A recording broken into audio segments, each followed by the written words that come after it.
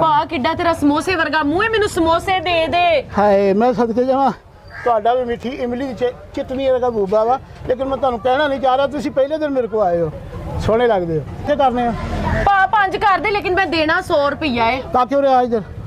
ਹਾਂ ਇੱਥੇ ਕਲੋਜ਼ ਵਾਲਾ। ਹਾਂਜੀ ਤੇ ਕਿੰਨੇ ਕਰਨੇ? 5।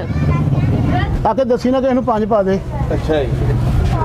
ਫਿਰ ਤੁਸੀਂ ਮੇਰੇ ਕੋਲ ਨਾ ਫੋਨ ਨੰਬਰ ਲੈ ਜਾਓ, ਹਾਂਜੀ ਤੇ ਜਦੋਂ ਕਿਤੇ ਕਿਸੇ ਚੀਜ਼ ਦੀ ਜ਼ਰੂਰਤ ਪਵੇ ਨਾ ਹਾਂ ਮੈਨੂੰ ਫੋਨ ਕਰ ਦੇਣਾ। ਇਸ ਦੁਕਾਨ ਤੇ ਆਉਣ ਦੀ ਜ਼ਰੂਰਤ ਨਹੀਂ। ਉਹ ਇਸ ਵਾਸਤੇ ਕਿ ਇਹੋ ਜਿਹੇ ਕਈ ਗਾਹਕ ਬਾਂਦਰ ਫਿਰ ਆ ਜਾਂਦੇ ਮੇਰੇ ਕੋਲ। ਬਾਅਦ ਦੁਕਾਨਾਂ ਵਾਲੇ ਦਾ ਨਾਲ ਨੰਬਰ ਲੈ ਲੈਂਦੇ ਨੇ ਤੇ ਬਾਅਦ ਵਿੱਚੋਂ ਫਿਰ ਫੋਨ ਕਰ ਕਰਕੇ ਨਜਾਇਜ਼ ਫਾਇਦੇ ਚੁੱਕਦੇ ਨੇ। ਸਾਜੀ 5 ਪਾਉਣੇ ਕਿ 6? ਪੁੱਤਰ 6 ਹੀ ਪਾ ਦੇ। ਮੈਂ ਤੇ 8 ਵਜੇ ਸੌਂਦਾ, ਮੈਂ ਤੈਨੂੰ ਬਾਅਦ 'ਚ ਕਿੱਥੋਂ ਫੋਨ ਕਰਨੇ ਆ। ਉਹ ਫੋਨ ਉਹ ਕਰਦੇ ਨੇ ਰਾਤਾਂ ਨੂੰ ਜਾਗਦੇ ਐਵੇਂ ਫਿਰਦੇ ਉੱਥੇ ਮੋਬਾਈਲ ਲੈ ਕੇ। ਮੈਂ ਸਿਰਫ ਕੰਮ ਨਾਲ ਕੰਮ ਰੱਖਦਾ ਵਾਂ। ਤੇ ਤੁਸੀਂ ਨਾ ਦੁਬਾਰਾ ਨਾ ਦੁਕਾਨ ਤੇ ਆਇਓ।